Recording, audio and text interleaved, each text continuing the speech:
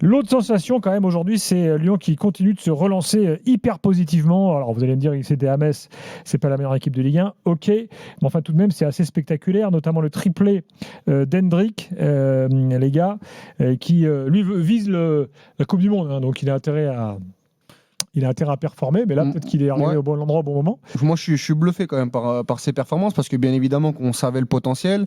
Maintenant, il y avait quand même la question de l'état d'esprit. Moi, j'avais vu un Hendrick, notamment au Real Madrid, un peu foufou sur chaque ballon, en essayant d'aller chercher la lumière, la statistique, et j'avais peur que ce soit pas un joueur connecté avec les autres. Et pour l'instant, c'est tout le contraire. Il sent le jeu. Quand il faut faire la passe, il la donne. Quand il faut marquer, il marque. Il est plein de confiance. Athlétiquement, il est au point.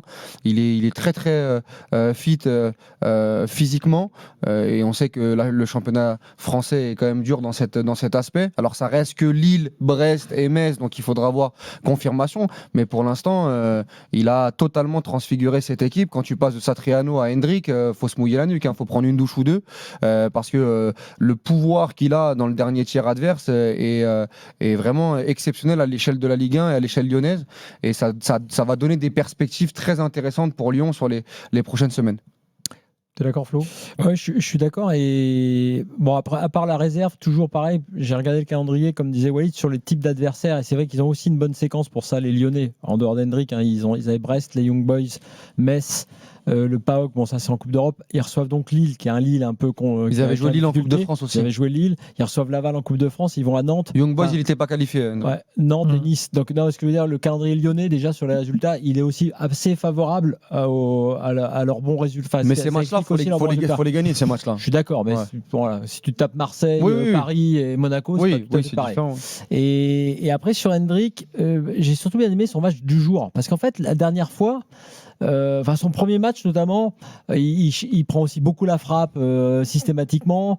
Tout m'avait pas plu. En plus, un peu tricheur, tu sais, sur les contacts, sur les trucs. Je me suis dit bon, il était un peu passé à travers de tout ça.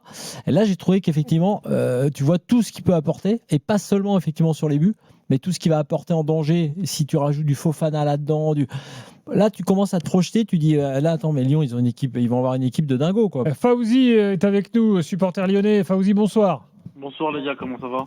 Ça va et toi? Salut Fawzi. Ouais, ça va, nickel, parfait. Bon, bah écoute, oui, effectivement, parfait. Tout va bien. Tout va bien, on est tous heureux dans le Rhône, franchement.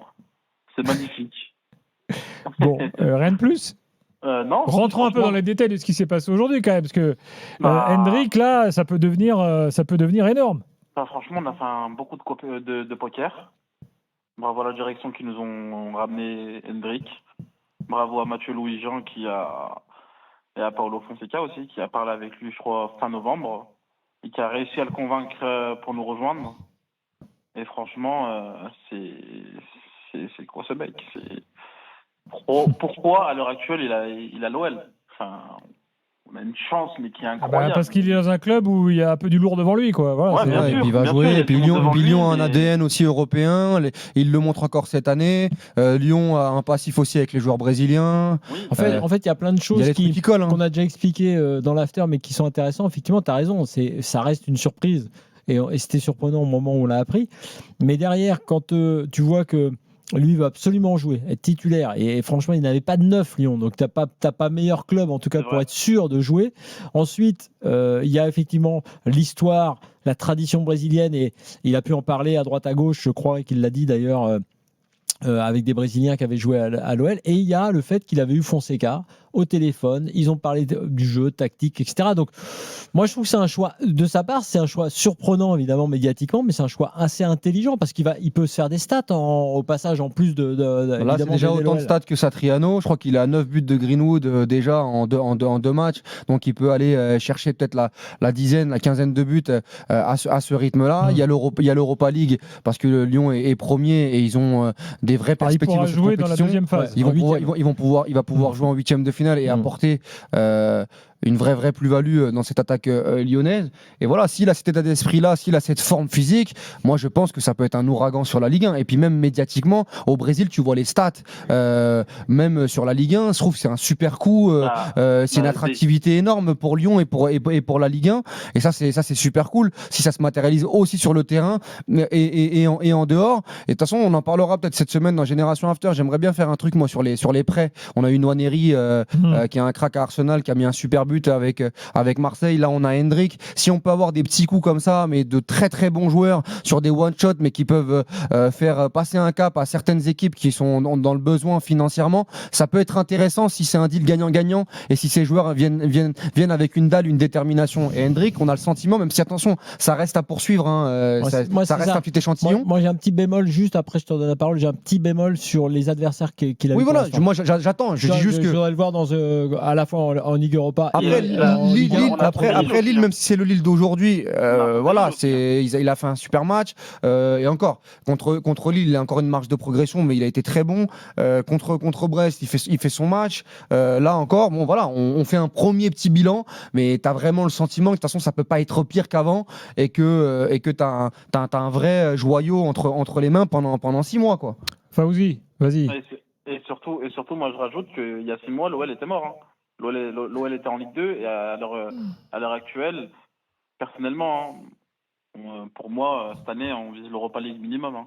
Non mais ce qui est fou, Fawzi, c'est que l'OL, franchement, et même nous, on n'en fait pas assez. Moi, j'en fais pas assez. Parce que tu regardes les 25 premières minutes, autant la deuxième mi-temps, elle est un peu plus compliquée. Je trouve que tu concèdes beaucoup trop de tirs. Mais le calme, la sérénité, la qualité technique, le plan de jeu à chaque match de Ligue 1, sincèrement, moi, il n'y a pas un match cette saison où l'OL a été dépassé par son adversaire. Même le PSG au Parc OL, j'avais trouvé que cette équipe de Lyon avait montré des très très grosses vertus. Ils avaient regardé dans les yeux le PSG ce soir-là, Marseille en début de saison, Monaco, tu vas à Monaco à Louis II, t'impactes, Lens en début de saison, la même chose, même si tu avais été en difficulté en deuxième mi-temps. À chaque fois, le plan de jeu, c'est plus les lectures de match pendant la rencontre où je suis parfois un peu frustré, mais c'est fou ce que réalise l'Olympique Lyonnais et c'est fou ce que réalise Fonseca. C'est-à-dire qu'il n'y a personne, on n'en parle pas, mais les mecs, ils sont en Coupe de France, ils vont jouer Laval, ils sont premiers d'Europa League, ils rencontreront pas Aston Villa jusqu'à la finale à cause de la protection de leur statut et ils sont aujourd'hui à 2 points. Et ils sont aujourd'hui à 2 points